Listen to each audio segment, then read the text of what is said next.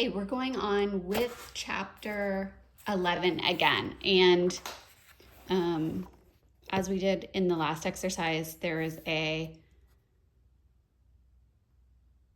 way that we were looking at the light, the dark, putting it all together, and shading. So when I was doing my example, I was doing shading that I often do, which is like a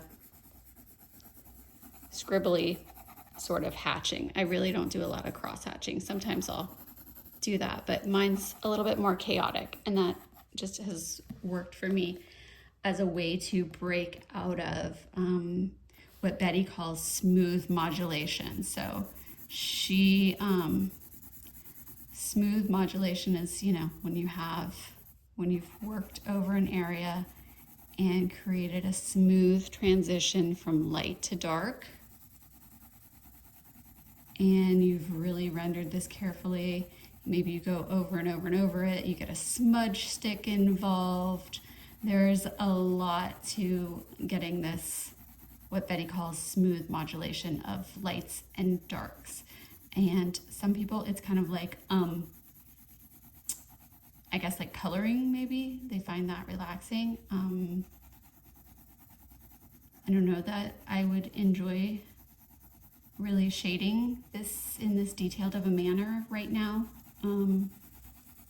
where I'm at with my drawing, because it's a little bit unnerving and it takes a really long time, and it's something that you can easily veer into the direction of perfectionism. So as you can see, I'm going over and over and over and over and over this same spot, where I can kind of get the same idea by darker, lighter.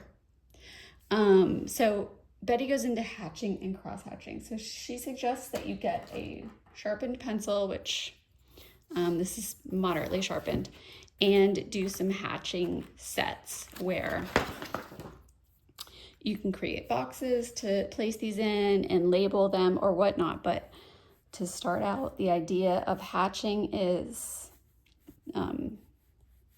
most of you watching this are probably right-handed, but it's setting down your pencil, making the mark, and then pulling your hand slowly as you go. So you're going across, and in between each line, you're pulling your hand closer to your body. So it's something like,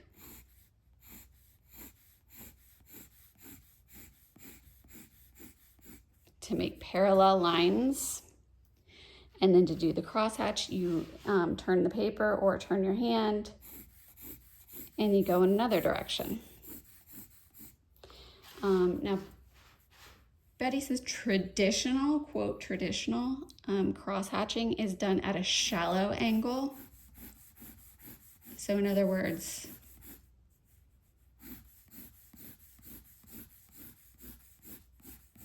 oh, I made those too close together, but something like that angle where the lines are not that far away from each other. The angle of them is narrow. And this I do know about cross hatching, is this area where you're not being consistent in the width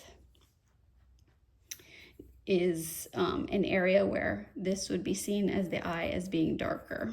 So if you wanted this to read as an even tone, it wouldn't if your lines are not equidistant. So this is, let me grab another pencil, maybe that is sharpened a little bit more. No, that would be too easy. I don't have one around here.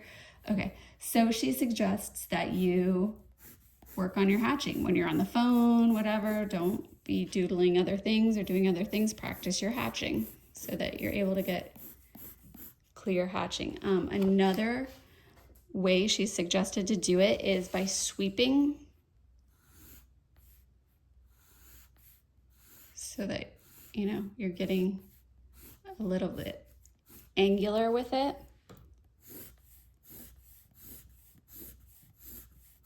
Fun note on sweeping is, if you're looking at an artist that has done cross hatching in their drawing and they have done this motion, you can tell if they were right-handed or left-handed So hatching is, in case we didn't mention this, hatching is one direction. Cross hatching is when you are crossing it, and you would not do it like that. That's bad, bad, bad. And then my way is shading using some scribblies and going back over it, just because I like to be a little bit chaotic right now.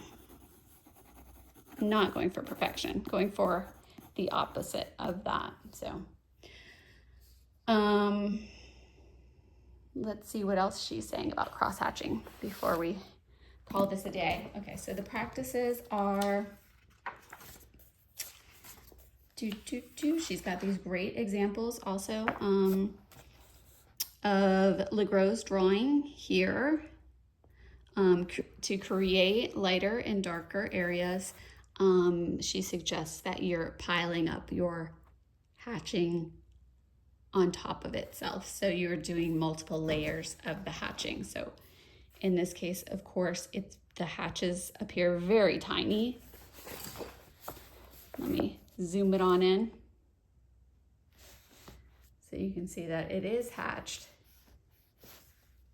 in some areas, and then in some areas it's cross-hatched, and then in some areas it's gone over multiple times with the same hatching motion, not going into the crazy scribble that I'm doing, but nonetheless.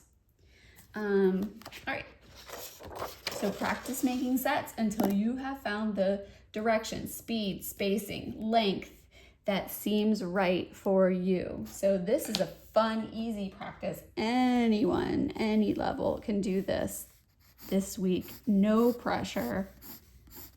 And easy. I like that, especially since, if you didn't notice in my last video, I crushed my finger and I'm gonna have a big black fingernail for the foreseeable future. So I will spare you that drama. Okay, hatching. That's what we're doing today, hatching. Let's do it.